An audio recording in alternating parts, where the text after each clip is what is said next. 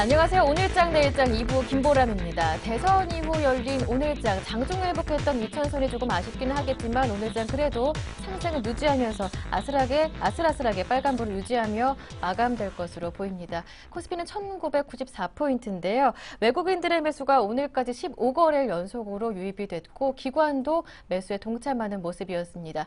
무엇보다 프로그램 통한 매수 물량이 5,600억 원 정도 유입이 되는 상황이었는데요. 지수는 1999포인트로 조금 더 상승폭을 늘린 상황입니다. 하지만 코스닥은 그렇지 못합니다. 한 4개월여 만에 480선 아래에서 마감될 수도 있을 것 같은데 현재 479포인트에서 움직이고 있습니다. 일단 대선 국면이 끝났다는 점은 불확실성 해소 측면에서 호재가 될 수는 있겠지만 여전한 미국의 재정절벽 협상 난항이 지수의 발목을 잡을 것으로 보이는데요. 일단 오늘장에서는 대선이 미치는 영향은 크지 않은 것으로 보입니다. 하지만 그 가운데서도 박근혜 관련 종목들은 당선 소식과 함께 오늘장 급등하는 모습이었는데 오늘 이 시간 대선 이후 지수의 영향, 업종과 테마주의 영향까지 모두 짚어보고요. 어제부터 이틀간 열린 일본 통화정책회의에서 예상대로 추가 금융 완화책이 발표됐습니다. 관련해서 국내 수출주들 영향까지 모두 짚어보겠습니다. 먼저 시황센터 연결해서 마감 상황 살펴보겠습니다. 김혜영 캐스터와 함께합니다. 네, 시황센터 김혜영입니다. 12월 20일 마감 시황 살펴봅니다. 오늘 코스피 지수는 전일 대선으로 정치적 불확실성이 해소돼 2000선 회복하며 장출발했습니다. 오전장에서는 하락 반전되는 모습이 포착되기도 했지만 이내 하락분을 반납하고 상승세로 돌아섰는데요. 이후 오후장에서는 2000선을 재터치하기도 했지만 막판 들어서면서 상승폭이 조금 축소된 모습입니다. 오늘 코스피 마감 종가입니다. 0.32%의 오름세 보이면서 1999선에서 장마쳤습니다. 이어서 수급 상황 살펴보겠습니다. 오늘 코스피 시장에서는 외국인이 15거래일째 매수 우위 나타냈습니다. 1,634억 원의 매수 우위를 기관 역시 1,116억 원의 동반 매수 나타내면서 지수의 상승 견인차 역할을 해줬고요. 개인 쪽에서는 오늘 2,000억 원이 넘는 매도 물량 수혜한 하루였습니다. 이어서 코스닥 살펴보겠습니다. 오늘 코스닥 4일 만에 반등을 시도하며 강보합권에서 장출발했습니다. 하지만 장 초반 이내 하락 반전되는 모습이 나타나며 오후장에서는 낙폭을 늘려갔는데요. 오늘 코스닥 마감 종가입니다. 480선 하회한 모습인데요. 0.82%의 내림세 보이면서 479선에서 장마쳤습니다. 이어서 코스닥 수급 상황 살펴봅니다. 오늘 코스닥 시장에서는 개인만이 461억 원의 매수 우위 나타냈습니다. 지수의 빨간불 켜기에는 역부족인 하루였는데요. 기관 쪽에서 437억 원의 매도 우위를 외국인 역시 소폭이나마 40억 원의 매도 우위 나타내면서 지수의 하락을 부추겼던 하루였습니다. 이어서 환율 살펴보겠습니다. 오늘 환율 보합권에서 장출발했습니다. 장 초반 하락과 상승을 오가며 방향성을 찾는 모습이었는데요. 이내 당국의 개입 경계감에 오늘 빨간불 켜며 장마쳤습니다. 오늘 마감 환율입니다. 1원 90전 오르면서 1,074원 70전에 종가 기록했습니다. 이어서 코스피 시가총액 상위 종목 살펴봅니다. 대장주인 삼성전자가 오늘 0.79% 약 보합권에서 장마치며 전일 대비 12,000원씩 밀렸습니다. 오전장에서는 자동차 3인방 나란히 오름세를 보였지만 결국 현대차는 약 보합권, 기아차는 1%대의 내림세가 포착됐고요. 현대모비스만이 오늘 1.73%의 빨간불 켜면서 주당 5,000원씩 오른 하루였습니다. 이어서 다음 장 살펴보겠습니다. 삼성생명이 강보합권 오늘 한국전력 6거래일째 상승 흐름 이어갔는데요. 3.83%의 강세 보이면서 29,800원의 종가 기록했습니다. 이어서 신한지주 2%대의 상승 흐름 현대중공업 역시 2%대의 오름세 보이면서 오늘 주당 6,500원씩 오른 하루였습니다. 이어서 코스닥 시가총액 상위 종목 살펴봅니다. 대장주인 셀트리온이 2%대의 강세 보이며 오늘 28,950원의 종가 기록했습니다. 파라다이스의 급락세가 눈에 띄는데요. 오늘 6.98%, 7%에 가까운 급락세 보이며 16,000원의 종가 기록했습니다. 이어서 서울반도체 역시 2%대의 내림세 포착되며 주당 550원씩 밀린 하루였습니다. 이어서 다음 장 살펴보겠습니다. 포스코 ICT가 5.60%의 강세 흐름 보이며 주당 390원씩 올라 7,360원의 종가 기록했습니다. CJ ENM은 2%대의 하락 흐름이 반면 GS홈쇼핑은 2%대의 오름세로 장마친 모습이고요. CJ과 SFA는 1%대의 상승 흐름 보이며 장마쳤습니다. 이어서 오늘의 특징 업종 및 테마 종목 살펴보겠습니다. 건설주 주가가 동반 오름세를 보인 하루였습니다. 제18대 대통령 선거에서 새누리당 박근혜 후보가 당선됨에 따라 부동산 시장의 규제가 완화될 것이라는 기대감이 반영된 것으로 풀이가 되는데요. 삼성물산이 1%대의 상승 흐름 보이며 63,300원에 종가 기록했고요. 대우건설과 GS건설이 4%대의 강세 흐름이, 현대건설 역시 4%대의 강세 보이며 72,600원에 종가 기록했습니다. 전일 대선이 끝나며 불확실성이 해소되자 증권주 주가 오늘 동반 강세로 장마쳤습니다. 삼성증권이 2%에 가까운 오름세 보이며 53,300원에 종가 기록했고요. 대신증권이 3%대의 강세가, 미래에셋증권 역시 3.60%의 오름세 보이면서 34,500원에 종가 기록했습니다. 이어서 정치 테마주 살펴보겠습니다. 오늘 박근혜 테마주와 문재인 테마주의 희비가 극명하게 엇갈린 하루였습니다. 먼저 박근혜 테마주 오늘 무더기 상한가 나타냈는데요. 이 같은 상한가 원인으로는 전일 대선에서 박근혜 새누리당 대선 후보가 대통령에 당선됐기 때문으로 풀이가 됩니다. 아가방 컴퍼니, 보령메디앙스 상한가 나타난 모습이고요. 이지, 비트컴퓨터, 서한과 신우 역시 모두 상한가로 장마친 모습입니다.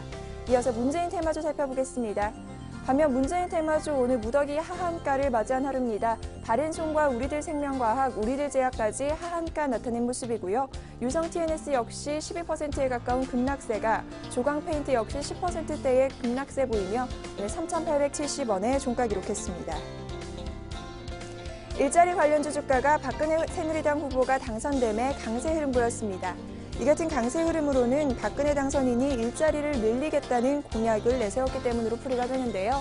사람인 HR이 상한가 눈앞에 두고 장마친 모습이고요. 윌비스와 에스포텍은 상한가를, 토탈소프트 역시 5%에 가까운 강세 흐름 보이며 1,645원에 종가 기록했습니다. 손해보험주 주가가 오늘 강세로 장마쳤습니다. 의료비 상한제에 대한 부담감을 덜었기 때문으로 풀이되는데요. 삼성화재가 3.56%의 오름세에 포착되며 장마친 모습이고요. 현대해상 역시 6%에 가까운 강세 보이며 32,900원에 종가 기록했습니다. 이어서 AIG 손해보험 역시 5%대의 강세 보이며 오늘 25,100원에 종가 기록했습니다. 새누리당 박근혜 후보의 대선 당선 소식과 오늘 신공항 관련주들 급등세 보이며 장마쳤습니다. 임기 중 동남권 신공항을 건설하겠다는 공약이 주가에 긍정적인 모멘텀을 이끈 것으로 풀이되는데요. 동방성기가 11%대의 급등세 보이며 3,830원에 종가 기록했고요. 영화금속 역시 12.22%의 급등세가, 세우글로빌이 상한가 나타내며 1,000원에 종가 기록한 모습입니다. 게임주 주가가 차기 정부의 규제 우려감에 동반 하락으로 장마쳤습니다. NC소프트가 6%대의 급락세 보이며 전일 대비 9,500원 밀린 모습이고요. 액토즈소프트 역시 10%에 가까운 급락세가, 조이맥스 13.79% 하한가 눈앞에 두며 전일 대비 4,000원 밀려 25,000원에 종가 기록했습니다. 박근혜 새누리당 대선 후보가 대통령에 당선되면서 MBC 민영화에 대한 기대감으로 IMBC 주가 오늘 상한가까지 치솟았습니다. 전일 대비 660원 올라 5,100원에 종가 기록했습니다. SBI 엑시즈가 상장 4일째인 오늘 공모가를 하회했습니다. 11.74% 급락세 보이면서 전일 대비 465원 내려 3,495원에 종가 기록했습니다. 지금까지 시황센터 김혜영이었습니다.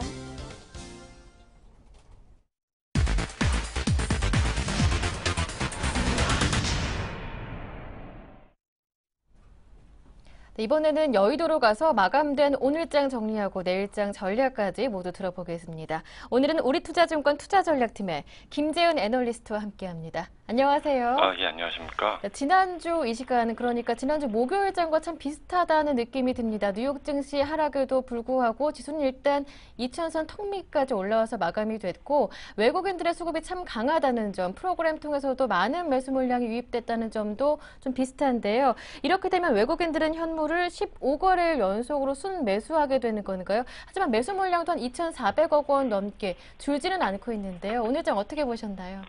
예, 말씀하신 바와 같이 오전에는 살짝 밀리는 모습이 있었지만 네. 종가 기준으로는 1999.5포인트, 그래서 2,000포인트 지금 목전을 남겨두고 있는 상황인데요. 간밤에 뉴욕 증시를 보면은 재정절벽 협상 이슈가 또 불거지면서 지수로는 일중 최저치에서 마감이 된 것 같은데 하지만 국내 증시는 영향이 크게 없었던 것 같습니다. 아까 말씀하신 바와 같이 오늘 금일은 한 2,400억 이상의 외국인의 순매수가 보이면서 지수 소폭 상승하는 데 견인을 했다고 보고 있는데요. 일단 외국인 아까 수급을 먼저 말씀드리면 11월 같은 경우에는 외국인은 코스피를 한 5,940억 정도 순매도를 하였고 이 원인을 분석을 해보면 뭐 10월 말에서 11월 정도에 있는 주요 헤지 펀드들이 이제 클로징이 되면서 어느 정도 그런 영향이 조금 있었던 것 같고 최근에는 뭐 연속 12월 들어서는 연속 순매수가 이어가고 있는데 이런 자금들이 단기성이 될 것이냐, 장기성이 될 것이냐에 대한 좀 논란이 조금 있는 것 같습니다. 저희는 단기보다는 장기에 좀 베팅을 하고 있는 분위기고요. 이후로는 뭐 배당 수요가 충분히 있어 보이고, 그리고 미국계 자금 유입이 외국인 자금 중에서 한 20에서 한 40% 정도를 차지한다고 감안했을 때는 아무래도 숏머니보다는 롱머니가 상당 부분 내재된 거. 계산되고 있습니다. 그리고 나중에 말씀드리겠지만은 금일 일본은행 통화정책회의 결과도 있었는데 자산 매입 프로그램 한도를 늘리면서 장단기 국채 매입 규모를 한 5조 엔씩 늘리는 발표를 했는데 이러한 외국인 수급에 대한 긍정적인 뉴스들이 나오면서 어느 정도 이런 수급적으로는 외국인이 단기간에는 팔지는 않을 것으로, 그리고 어느 정도 돌발 악재는 출현 가능성이 낮다고 판단하고 있습니다. 또 오늘 오전에 많이 말씀을 하셨겠지만은 박근혜 후보가 18대 대통령에 당선이 되었는데 이거에 관해서도 최근 어떤 업종이 괜찮을 것이냐에 대한 좀 문의가 많으신데 직접적으로 보면은 종목별로는 큰 받을 영향이 있는 종목들은 있겠지만은 업종별로는 크게 뭐 개의치 않는 분위기인 것 같고요. 이유를 살펴보면 현재 공약만으로는 뭐 수혜주나 피해주라고 말할 업종이 딱히 없어 보이고 대선 관련 이슈보다는 최근에는 뭐 재정 절벽이나 뭐 원달러 환율, 뭐 원엔 환율 이런 건 매크로 가격 지표에 더욱 민감하게 반응하기 때문에 또한 후보자께서 경제 민주화나 뭐 성장 잠재력이 확충하기 하고 있는 점을 감안한다면 뭐 IT나 뭐 복지, 의료 서비스 이런 업종들이 수혜를 볼 수도 있겠지만 뭐 종목을 크게 언급하기에는 힘든 점이 없지 않아 있습니다. 예, 이상입니다. 네, 일단 대선과 관련해서는 지역적으로는 영향이 상승 종목들이 있을 수는 있겠지만 업종 증시 전체적으로는 큰 영향이 없겠다라는 말씀이셨고요. 오늘 장중에 삼성전자가 1% 넘게 밀릴 때도 지수가 플러스를 유지할 수 있었던 점, 업종별로 살펴봤더니 하반기에 소외됐던 업종들이겠죠. 뭐 철강, 화학, 건설 등이 강세가 이어지는 모습을 확인할 수가 있었는데요. 이들 업종에 대한 전략도 유지하시는 건가요? 일단 중장기적인 상승은 가늠할 수는 없다 이렇게 지난주에 말씀을 해주셨었는데요. 예, 뭐 크게 뷰는 바뀌지는 않았는데요. 네.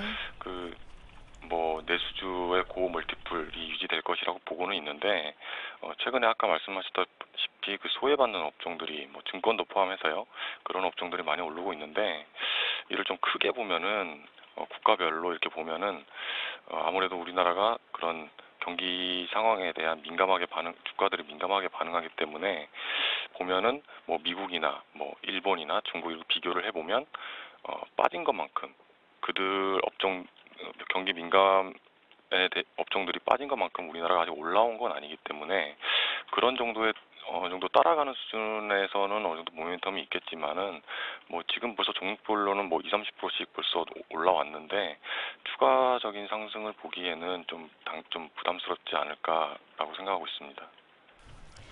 네, 지난주와 전략은 비슷하게 유지되시는 것 같습니다. 일단 IT 플러스 내수주 그리고 여기에 하반기에 좀 소외됐던 업종들을 조금씩 얹혀가는 전략 이렇게 유지를 해주셨습니다. 말씀 잘 들었습니다. 도움 말씀 고맙습니다. 예, 감사합니다. 네, 지금까지 우리투자증권 투자전략팀의 김재은 연구원과 함께했고요. 이어서 오늘장 수급과 업종 특징까지 모두 살펴보겠습니다. 샘플러스 로즈스타 클럽의 이상로 전문위원과 함께합니다. 안녕하세요. 네, 반갑습니다. 수고 많으셨습니다. 예, 감사합니다. 외국인과 기관의 매수가 동반 유입됐고 프로그램 통한 매수 물량도 강하게 유입되면서 오늘 플러스 그리고 2,000선 가까이 올라가면서 마무리가 됐는데 삼성전자가 장중 한 1% 정도 밀릴 때에도 지수는 거의 꾸준하게 플러스였어요. 예, 맞습니다. 그만큼 지금 같은 시장의 분위기는 경기 민감주의 활약이 지금 돋보인다고 조금 말씀을 드릴 수가 있겠는데요. 일단 오늘의 키워드는 경기 민감주겠죠. 그리고 세부적인 사항을 한번 같이 보도록 하겠습니다. 일단 코스피 지수 같은 경우에는 1999.50포인트로 마감했습니다. 오늘 강보합 외권으로 마감하는 모습을 보였고요. 코스닥 같은 경우에 479.21포인트 그러면서 0.8% 또다시 급락이 나타나는 흐름이 나왔죠. 그만큼 지금 코스피 같은 경우에는 외국인의 순매수 기조가 꾸준히 유입이 되면서 상당히 긍정적인 모멘텀이 발생을 하고 있고요. 거기에 대해서 오늘 기관까지 매수를 해주면서 오늘 상승을 부추겼다고 말씀을 드릴 수 있겠습니다. 하지만 문제는 코스닥이죠. 코스닥 같은 경우에는 기관 자체에서 매도세가 계속적으로 나오고 있습니다. 그리고 지금 개인의 매수세는 꾸준히 유입되고 있는 상태고요. 그만큼 증시의 격은 있죠. 개인이 절대로 주식의 바닥을 잡을 수는 없습니다. 그런 부분 자체가 지금 기관의 매도세가 계속되고 연속되는 부분이 아닌가 그렇게 말씀을 드릴 수가 있겠고요. 일단 코스피의 수급적인 부분을 한번 보시더라도 지금 투신권 자체가 11일 연속으로 매도를 하고 있거든요. 그만큼 3분기에 상승을 일으켰던 투신권의 매수세 자체가 지금은 상당히 매도세로 전환이 되면서 지수 자체의 한계성을 느끼게 하는 그런 움직임이 나타나고 있다고 말씀을 좀 드리겠고요. 그리고 지금 같은 경우에 코스피 같은 경우에는 외국인의 순매수가 꾸준히 유입되는 모습을 보실 수가 있을 겁니다. 그만큼 지금 대외적인 변수 자체가 없어진 만큼 어느 정도 긍정적인 모멘텀이 발생을 할 것으로 전망이 되고 있고요. 오늘 가장 눈여겨보셔야 되는 점은 연기금의 매수세죠. 연기금이 이때까지 매수를 안 하고 있다가 어제 박근혜 당선인이 대통령이 되었습니다. 그런 부분 자체에 연기금의 순매수가 좀 들어오는 그런 상황이 조금 발생을 했고 이 부분 자체가 조금 더 긍정적인 시그널로 발생하지 않겠나 그렇게 말씀을 드리겠고요. 투신 같은 경우에는 여전히 매도세로 일관하고 있다는 점 한 번 더 참고를 하시면 좋을 것 같습니다. 그리고 우리가 업종별로 들어가서 좀 더 자세하게 살펴보시면 외국인 같은 경우에 최근 들어서 특징이 있죠. 전업종에 대한 매수세가 골고루 나타납니다. 그만큼 오늘도 전업종에 대한 매수세가 나타났는데요. 하지만 지금은 이제 대중소로 나눴을 때 대형주 위주의 장세가 진행이 될 확률이 상당히 높다는 것을 수급적인 부분을 우리가 먼저 파악을 한번 해보실 수가 있는 거고요. 그리고 삼성전자가 장중에 떨어지더라도 지금은 지수 자체에 큰 영향을 못 받는 이유 자체 중에 가장 큰 이유는 화학주의 반등이 나오고 있다는 거죠. 그만큼 우리나라에 예전에 차화정이라고 했죠. 그런 화학주 자체가 지금은 중국 증시 모멘텀에 의해서 조금씩 살아나는 흐름이 나타나고 있기 때문에 우리가 좀 더 눈여겨보셔야 되고요. 금융업종 같은 경우에도 마찬가지로 그 정도 오늘 상승 마감을 하는 모습. 그리고 건설주 오늘 큰 상승을 보였습니다. 좀 이따 좀 자세하게 말씀을 드리겠고요. 그리고 음식료 업종 같은 경우에는 오늘 대부분의 음식료들이 지금 5%에서 6%가량 인상하는 결과치를 나타냈습니다. 그런 부분 자체가 오늘 외국인의 매수세가 조금 들어왔다고 말씀을 드리겠고요. 그만큼 서민에 대해서 어느 정도 가계의 부담은 좀 더 커지지 않나 그렇게 말씀을 드릴 수 있겠습니다. 그리고 기관의 매수세를 한번 같이 보시면요. 지금 기관 같은 경우에도 IT 전기전자 분야를 빼고는 똑같이 외국인과 마찬가지로 전업종에 대해서 골고루 매수하는 그런 분포도가 나타났습니다. 하지만 지금 코스피 같은 경우에는 기관보다는 외국인의 움직임에 좀 더 주목을 하셔야 되는 시점이고 지금 팔기보다는요. 지금 우리도 같이 사는 입장에서 대응을 하면 좋겠다고 말씀을 좀 드리겠습니다. 네, 이어서 오늘장 특징 종목들 살펴볼게요. 앞서서 건설주를 나중에 말씀해 주시겠다 하셨는데 오늘 특징 종목 중에 하나가 건설주가 있나 봐요. 네, 맞습니다. 시청자 여러분 궁금하시죠? 예, 네. 맞습니다. 예, GS건설 한번 네. 같이 살펴보도록 하겠습니다. 일단 GS건설 같은 경우에 차트적으로 한번 보시더라도 하단에서 지금 올라오는 상태거든요. 그만큼 하단에 보시면 거래량이 상당히 많이 발생했는 부분을 보실 수가 있을 건데요. 그만큼 이 부분에서 저점을 지금은 찍었다고 조금 보시는 게 좋겠고 이 부분에서 지금까지 올라오는 추세대로 형성이 되어 있는 과정입니다. 그리고 안에 오늘 내용을 한번 같이 보시면요.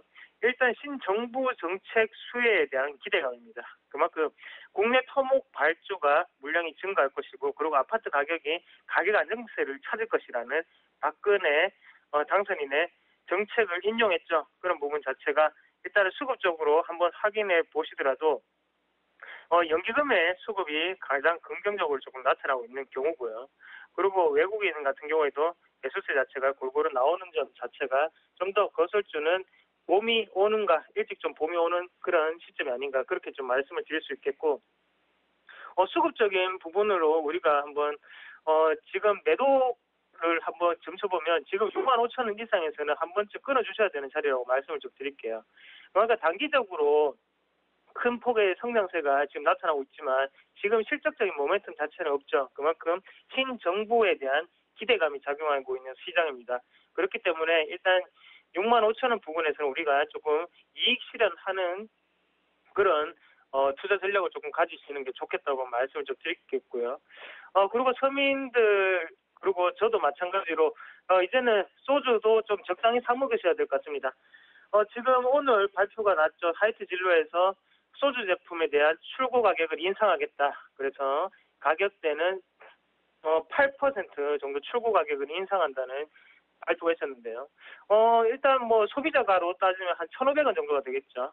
1,500원 정도로 그 가격이 오른다는 거를 좀 참고를 하시면 좋을 것 같고, 그만큼 지금 하이트 진로라는 기업의 입장으로는 상당히 호재로 작용할 수 있습니다. 하이트 진로, 말 그대로 진로는 참이슬이나 아니면 참이슬 후레쉬, 참이슬 클래식 같은 그런 것들을 만드는 회사가 원래 진로였죠. 하지만 하이트 같은 경우에는 거의 맥주를 만드는 회사입니다.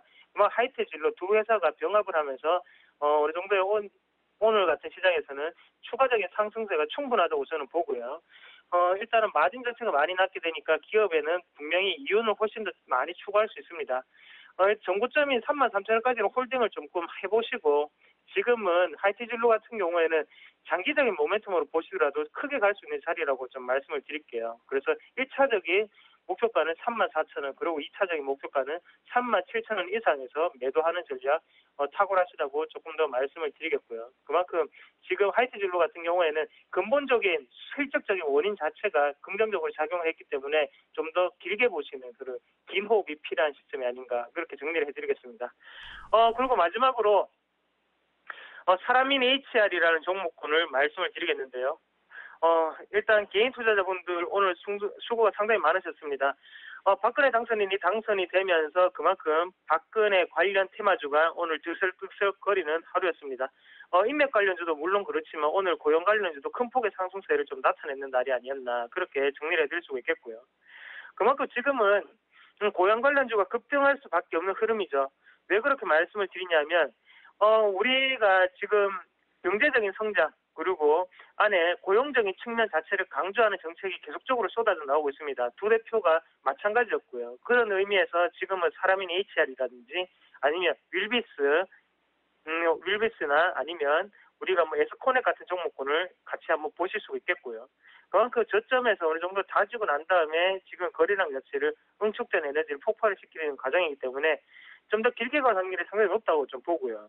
대신 문제는 과연 그런 기대감 자체가 테마성 재료인지 아니면 실질적인 부분으로 사람인 HR이 효과를 볼 수 있을 것인지를 물으신다면 테마성 재료일 뿐이라는 걸 다시 한번 더 기억을 좀 더 하시면 좋을 것 같고, 그래서 단기적인 모멘텀으로는 18,000원짜리가 일단 우리의 첫 번째 매도가 자리라고 좀 말씀을 드릴게요. 내일 추격 매수하셔도 됩니다. 하지만 갭상승을 했을 때는 우리가 좀 더 조심하자고 말씀드리겠습니다.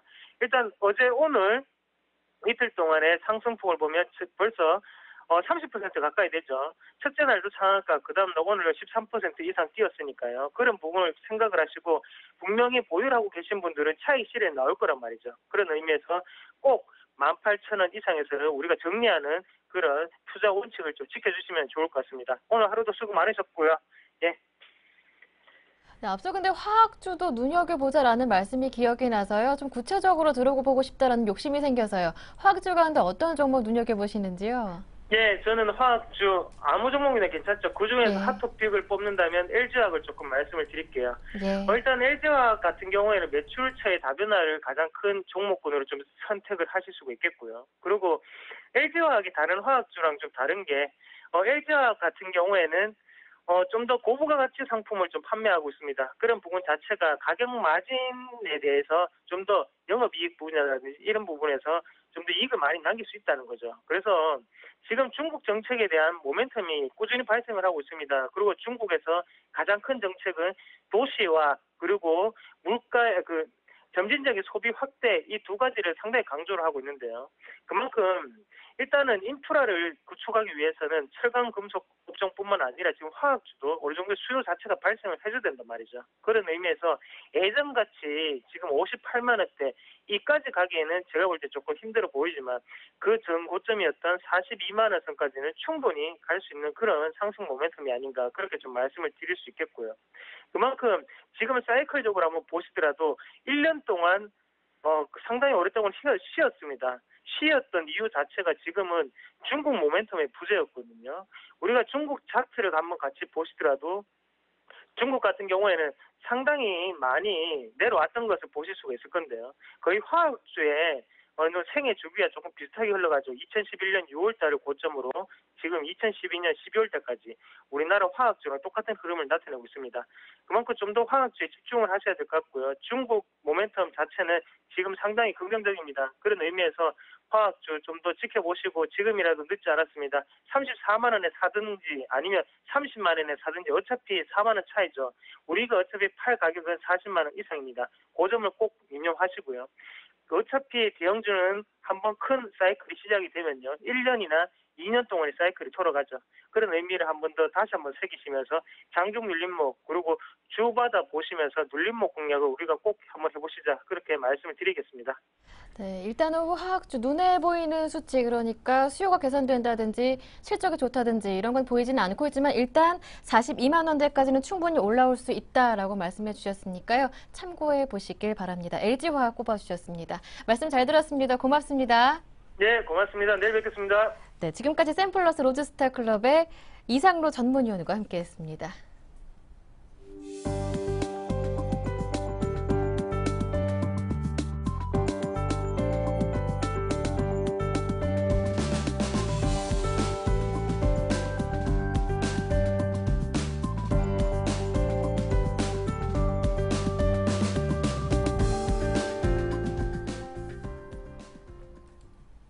네, 이번 순서는 내일장 다이렉트 전략 시간인데요. 내일장 이길 수 있는 방법을 빠르고 쉽게 정리를 해드립니다. 이 시간에는 대신증권 안산지점의 성동경 대리 그리고 동양증권 도남지점의 김두선 대리 두 분과 함께합니다. 안녕하세요. 네, 안녕하세요.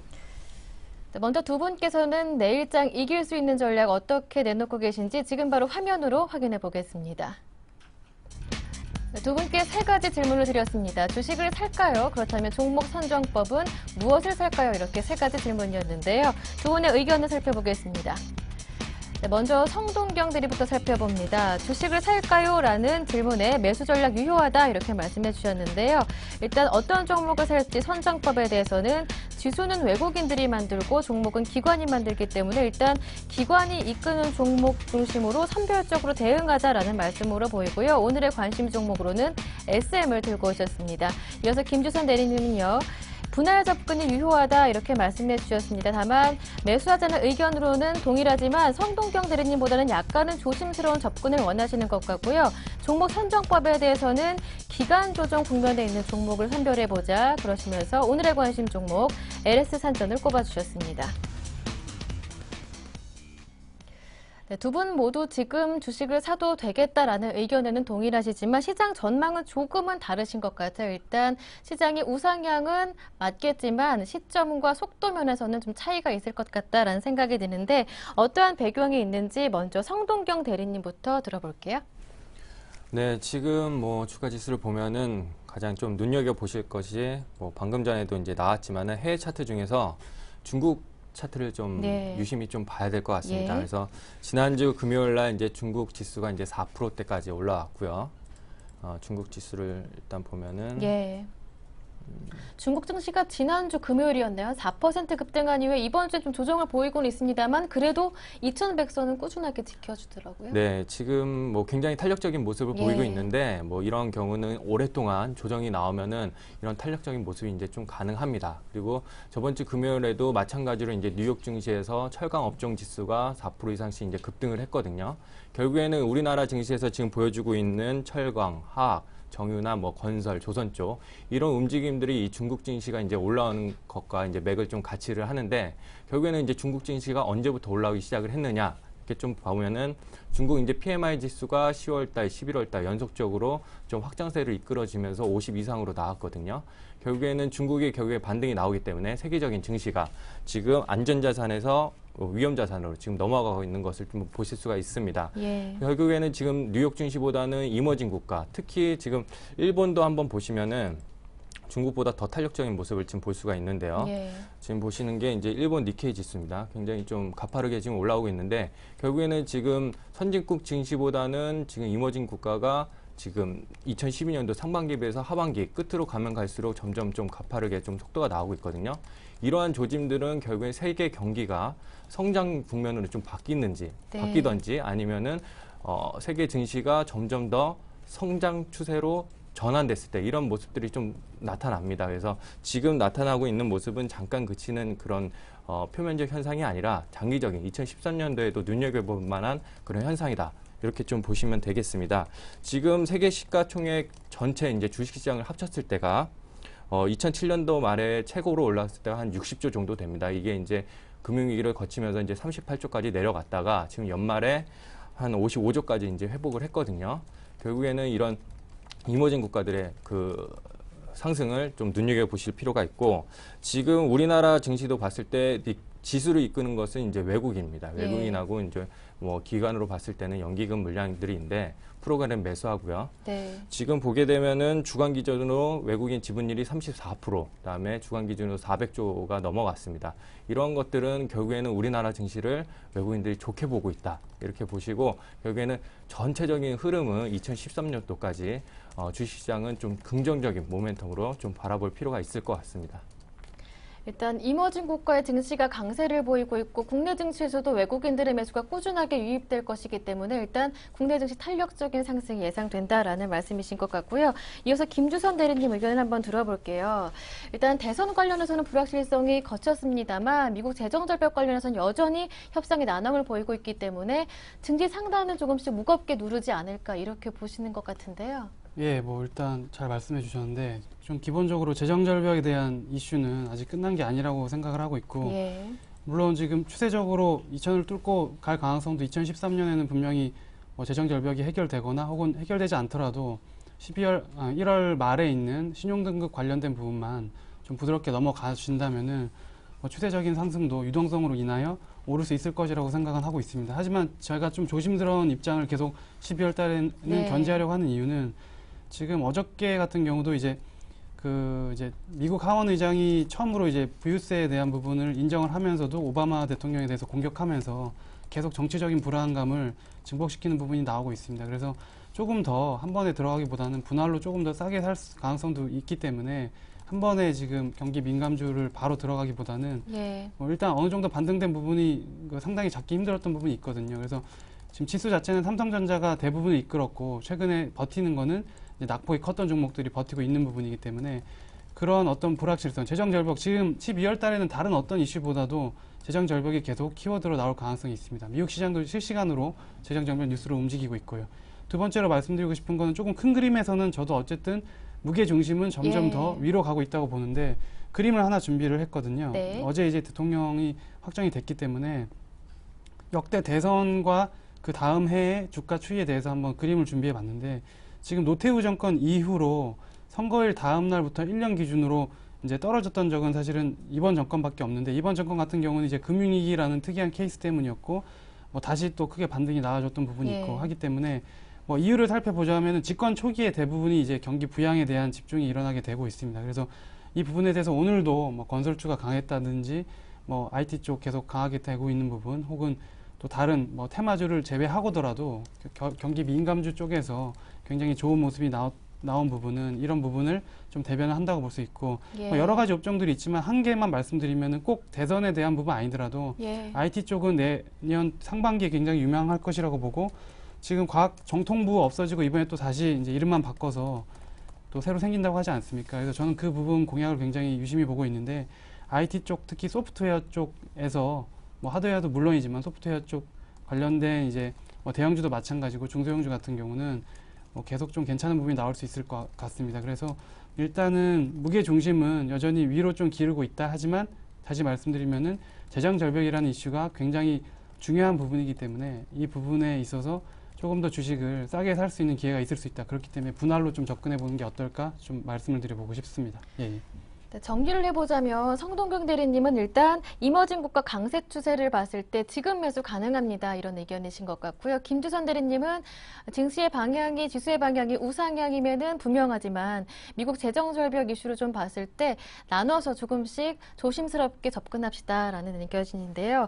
두 분의 종목 선정법에 대해서도 한번 살펴보겠습니다. 일단 성경등 대리님께서는 지수는 외국인들이 만들지만 종목은 기관이 만든다. 그러니까 기관이 선별하는 종목들을 찾아보자라는 말씀이신 건가요?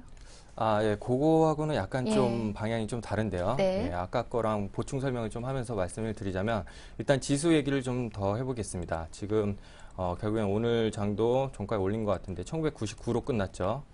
지금 뭐 이제 한 주가 남았으니까 연봉이 곧 마무리될 시점입니다. 그래서 예. 코스피 지수를 연봉으로 보면은 2011년도 이제 종가 부분이 이게 이제 2050선 부분, 그다음에 2011년도 시가 부분이 한 2067에서 이제 왔다 갔다 합니다. 네. 결국에는 2012년도 이제 종가 어떻게 마무리될 것이냐. 저는 이제 2000 위에서 이제 끝난다고 보고 있고, 결국에는 이제 좋은 피날레로 이제 끝날 것 같습니다. 그래서 2000 위로 이제 끝난다고 보고 있고, 그것은 이제 외국인들이 좀 만드는 거고, 네. 하단도 지금 저번 주에 설명을 드렸다시피 2012년도 초반기에 굉장히 지지선 역할을 했던 1960, 이 선에서 이제 마무리될 것 같고요.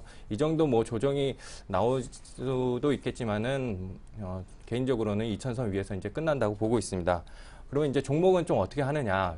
결국에 이제 종목으로 이제 살펴서 들어가면 일단 업종으로 들어가면은 결국엔 지금까지 뭐 삼성전자가 이끌어왔지만은 제가 봤을 때는 큰 그림에서 봤을 때는 삼성전자, 뭐 자동차 이런 것들은 이제 좀 정리를 하는 시기가 온 것 같고 앞으로는 이런 경기 민감주들, 건설이라든지 철강이라든지 화학, 조선 이쪽을 좀 눈여겨봐야 되지 않나. 2013년 이렇게 좀 대비를 하고요.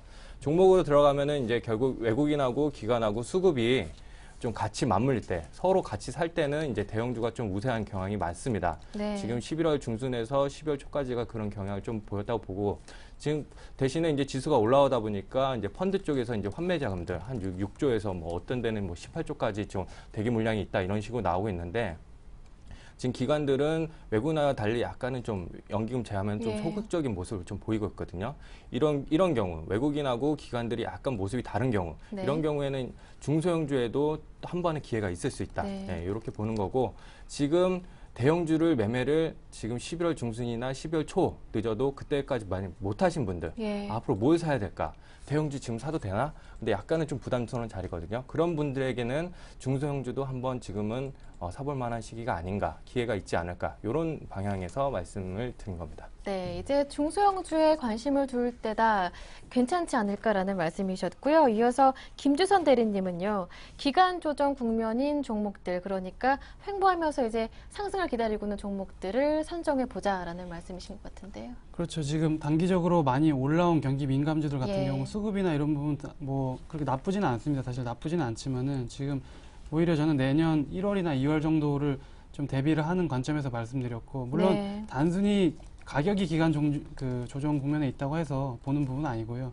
가급적이면 외국인들이 분할 매수 계속 들어가고 있는 종목들이 있습니다. 그런 쪽으로 말씀드리고 싶고, 일단은 코스피 차트를 잠깐 보여드리면은 뭐 상당히 많이 올라왔지만은 2000포인트 근처까지 지금 올라온 모습이지만 뭐 계속 외국인들 매수가 들어오고 있죠.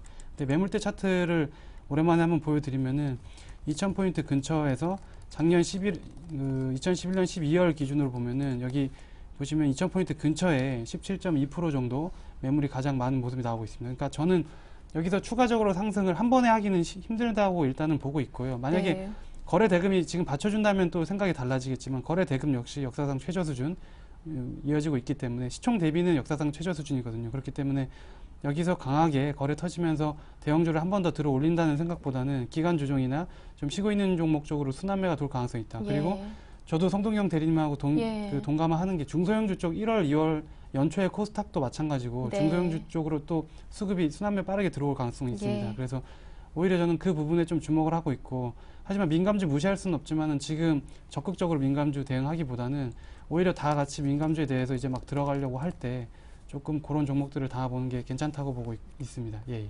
네, 종목 선정법에 관해서 두 분의 의견이 조금 비슷하신 것 같습니다. 일단 조금 더 구체적으로 본다면 김주선 대리님은 기간 조정을 보이고 있는 종목 중에 외국인들이 분할 매수하는 중소형 종목 괜찮겠다 이렇게 말씀을 해주셨고요.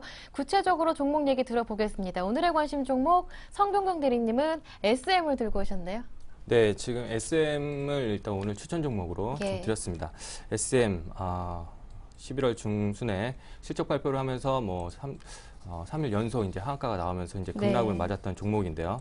뭐 한마디로 정리를 좀 해보자면 기대가 컸을 뿐 성장성에 문제가 있는 것은 아니다. 다시 한번 미워도 다시 한번 이런 걸로 한번 정리를 좀 해보겠습니다.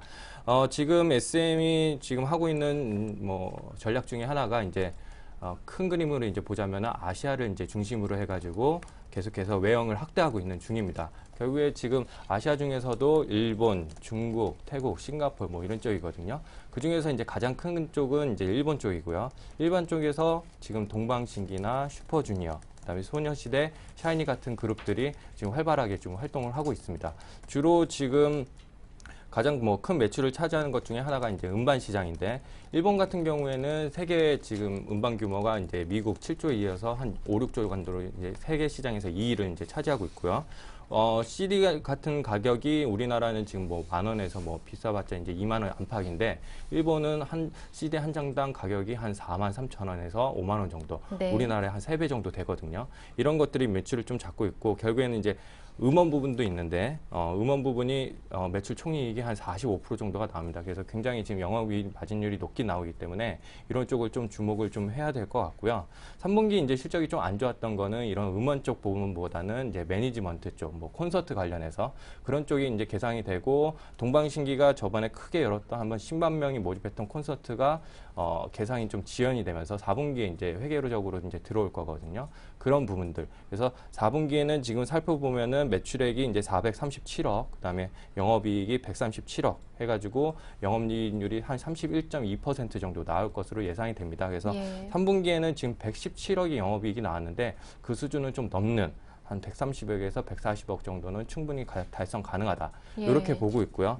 지금 2010년도에 영업이익률이 한 10%대에서 2012년도에 20%대로 11년도에 20%대로 급격하게 좀 늘어났거든요. 이런 것들이 이제 앞으로 좀 유지될 것으로 좀 보이고요. 지금 SM이 여기서 한 단계 더 치고 나아갈 것은 이제 두 가지로 보는데, 한 가지는 이제 중국 시장이고, 두 번째는 이제 음원 시장입니다. 그래서 지금 뭐 박근혜 대통령이 이제 새로 했지만 정부 주도하에 음원 가격이 점차 상승할 수 있다. 이렇게 좀 보고 있거든요.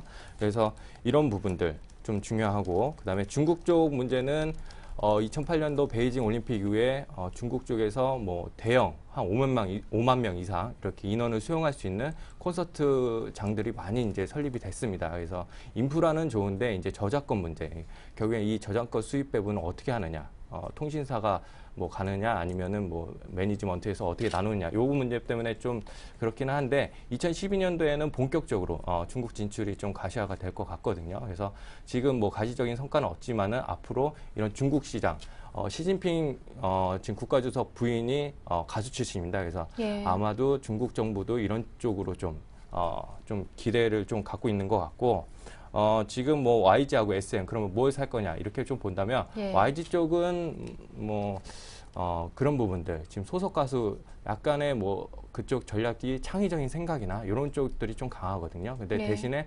SM은 대변되는 게 철저한 관리, 그래서 소속 가수들도 크게 뭐 스캔들이 나는 일이 없고, 이렇기 때문에 좀 더 안전한 쪽으로 뭐 매출 인원한 쪽을 보신다면은 SM 쪽을 좀 권해드리고 싶습니다.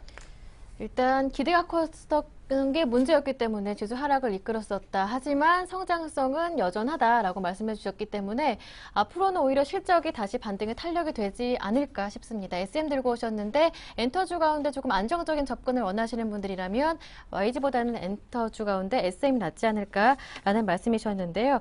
네, 그렇다면 전략을 어떻게 세워봐야 할 것인지 지금 접근도 가능하다. 그럼 목표가는 얼마 정도가 좋을까요? 네, 목표가 정도는 지금 아직 바닥을 좀 다지고 있는 거기 때문에 좀 분할 매수 형식으로 이제 좀 접근을 하시는 게 좋을 것 같고요. 목표가는 뭐 지금 뭐 길게 뭐 가시는 것보다는 짧게 네. 해가지고 5에서 10% 정도 목표가 잡고 가시면 될 것 같습니다. 네, 그렇다면 목표가를 한 어느 정도 42,000원 정도. 네, 오늘 제가 정한 거는 한 42,000원 정도 지금 보는 거고 손절가는 전 저점이었던 36,000원. 이쪽을 깨지 않는 선에서 다시 반등이 나오는 걸로 보고 있습니다. 네, 알겠습니다. SM 관심 있으신 분들은 참고해 보시고요. 이어서 김주선 대리님의 오늘의 관심 종목 들어볼게요. 지난주 관심 종목을 그대로 들고 오셨네요. 예, 일단 좀 종목들이 좀 움직임이 예. 이렇게 크게 예전에 하이닉스 같은 경우도 제가 종목을 내리고 이제 오르기 시작하고 좀 그런 부분도 예. 있는데 일단 좀 올해 한 번 더 강조를 좀 드리고 싶어서 LS 산전을 가져왔습니다. 아까 네. 말씀드린 대로 그 지금 횡보 중인 종목들 중에서 분할 매수할 종목을 찾았고요. LS 산전 한 번 더 제대로 소개를 드리면은 이제 전력 기기나 그 관련된 시스템을 제조하고 공급하는 회사입니다. 근데 이 부분 저번 주에 말씀드린 부분 외에도 이 회사가 계속 뭐 셰일가스, 그린 에너지 쪽 셰일가스에도 지금 하고 있고 스마트 그리드 관련해서도 계속 얘기가 나오고 있고 또 지금 박근혜 그 당선인 관련해서 유틸리티 쪽에도 속하는 종목이 될 수가 있습니다. 그래서 내년을 생각하고 투자를 해본다면은 네. 좀 굉장히 괜찮은 종목이라고 보고 있고 예. 단기적으로도 지금 뭐 자리 자체가 나쁘다고 좀 보이지가 않거든요. 일단 네. 지금 그 차트를 바로 보여드리는 게 아니라 제가 재무제표를 잠깐 보여드리면 일단은 제가 종목을 말씀드릴 때 일시적으로 조정받더라도 한 번 더 추천을 드리는 종목들의 경우는 예. 강하게 이익 턴어라운드가 나오는 종목들이 많습니다. 여기 단기 순이익만 보셔도 작년에 1년 내내 번 돈이 697억인데 올해는 일단 1,300억 이상 2배 이상 비트를 할 걸로 보이고 있고 내년에는 이 이상 될 걸로 보이거든요. 그래서 이 부분 4분기 실적 관련해서는 추가적으로 빠지지 않을 거라는 확신을 가지고 있고 예. 차트로 보셔도 지금 주요 장기 이평선에 머물러 있는 상황입니다. 그래서 이 정도에서 뭐 지금 조금 저번 주 목요일 대비해서 마이너스 2, 3% 정도 되는 것 같은데 예. 여기서도 충분히 홀딩 혹은 추가 매수도 가능할 수 있는 부분이고 예. 단기로도 한 72,500원에서 73,000원까지 가능하고 전고점 트라이도 예. 나타날 것이라고 보기 때문에 LS 산전을 좀 말씀을 드리고 수급 같은 부분도 뭐 지속적으로 외국인 매수 일어나고 있기 때문에 뭐 한 번 더 강조를 좀 드리도록 하겠습니다. 예.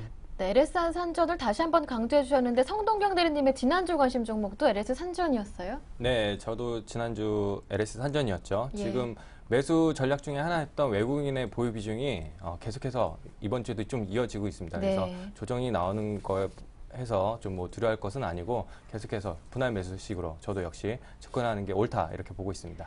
네, 그렇다면 오늘 두 분의 다이렉트 전략 다시 한번 정리해 드리겠습니다. 네, 두 분의 다이렉트 전략 일단 정리를 해볼 텐데 화면으로 만나보시죠.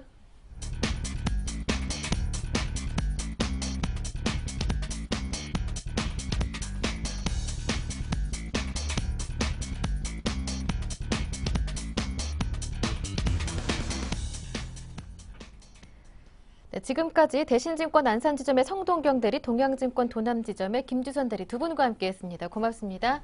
감사합니다. 감사합니다. 네, 오늘 저희가 준비한 내용은 여기까지고요. 저는 내일 이 시간 다시 오겠습니다. 함께해 주신 여러분 고맙습니다.